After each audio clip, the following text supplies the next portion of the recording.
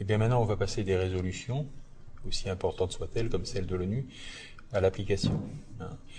Je l'ai dit au début de ce forum, il est fini le temps des incantations, maintenant nous entrons dans celui des solutions. Et donc nous allons travailler tous ensemble, quelles que soient nos opinions, à l'application, à la mise en œuvre. Prenons deux exemples.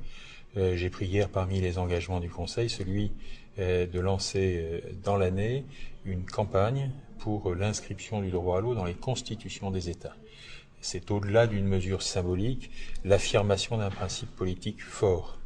La deuxième chose, c'est que je souhaite que dans les pays que l'on appelle du Nord improprement, et dans les pays les plus développés, on ait la préoccupation de populations que j'appelle nomades, un peu nouvelles, qui augmentent du fait de la crise, et que l'on mette en place des allocations gratuites pour les premières consommations, les consommations essentielles.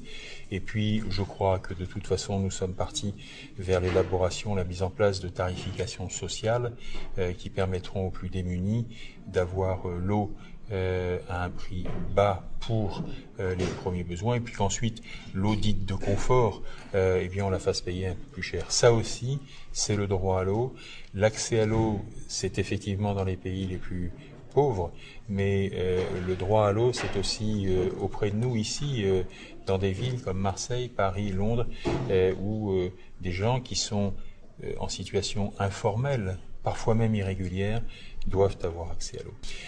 Et le droit à l'eau est partout dès lors que l'on considère justement que c'est la base, c'est le fondement. Évidemment, il a des significations différentes. Si vous parlez à un paysan africain du droit à l'eau, il va vous répondre accès. Il va vous dire à quoi sert le droit si je n'ai pas l'eau. Si vous parlez à une famille qui est en difficulté dans une de nos villes ici, on regardera les choses un peu différemment, c'est la capacité à payer.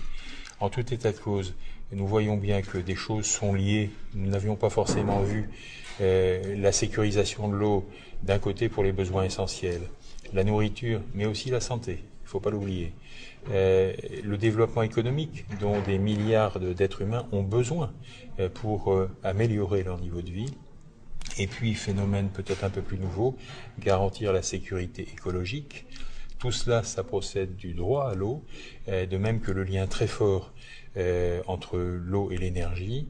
C'est pas un hasard si à l'occasion de ce Conseil, nous avons fait une déclaration commune, le président du Conseil mondial de l'énergie et moi-même, pour dire que dorénavant, nous allions mettre en commun un certain nombre de programmes de travail afin de marquer la nécessité que l'eau et l'énergie soient liées pour garantir ces trois besoins, ces trois nécessités de sécurité de l'eau. Voilà la perspective qui est devant nous, voilà le chantier qui nous attend. Il est colossal, mais ce forum aura marqué à la fois des avancées significatives pour le droit à l'eau et pour la cause de l'eau en général.